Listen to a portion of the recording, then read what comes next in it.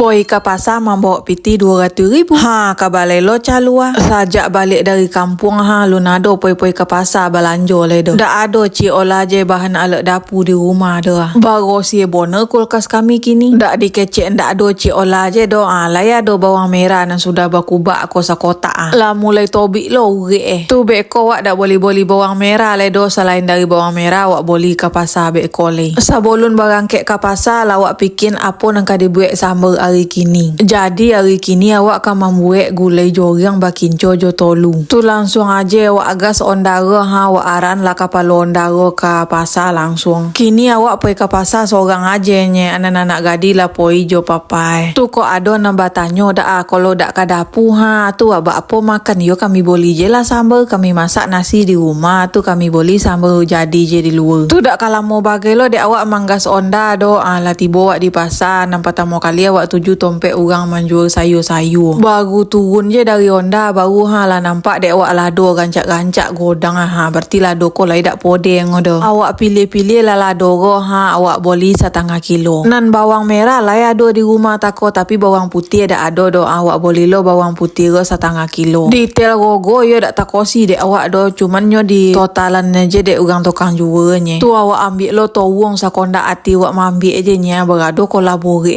tabayi awak tompek orang tukang sayur 52,000 sado. Dek awak akan membuat gulai hari kini tu nampok lu pasti santan tu awak boleh lah santan 1/2 kilo. Rogo lai masih 50,000 je 1/2 kilo lai. Dari tompek orang menjual sayur tako ke tompek orang menjual santan lai bado-adoan je nya tu berjalan kaki je wak. Tu sadang membeli santan tako nelo sambal untuk makan anak awak boleh je lah sarden sekali yang rogonya 23,000. Lah sudah membeli sarden takon lo bumbu-bumbu untuk gulai nan daun-daun lah ya ada di rumah tapi dak cukup dah awak boleh je lah 5,000 sasoi nye. Lah cukup lo jo kunik sapode lengkue sekali. Serius bona ibu dia mengubah bawang sampai dak terdongel lo awak main bau deh. Lah sudah membeli longkok kasar awak ke pulang kecek awak lengo. Nampak lo orang menjual sanjai dari ubi raso kalau mak lo raso kalau digoreng diagi lado awak boleh 5,000 piti. Tu apa aja mana telepon lunado makan pagi ledo kecik yo awak dak do ke dapur ke lamari dah awak boleh je lah nasi bungkui sabungkui kone 80,000. Tu raso lai dak ado nan tinggal ledo awak gas lo ondaro balik awak aran kapal lo ondaro ke rumah lai. Colik lah langit tu lah borek cando ditutur dek hujan lobek beko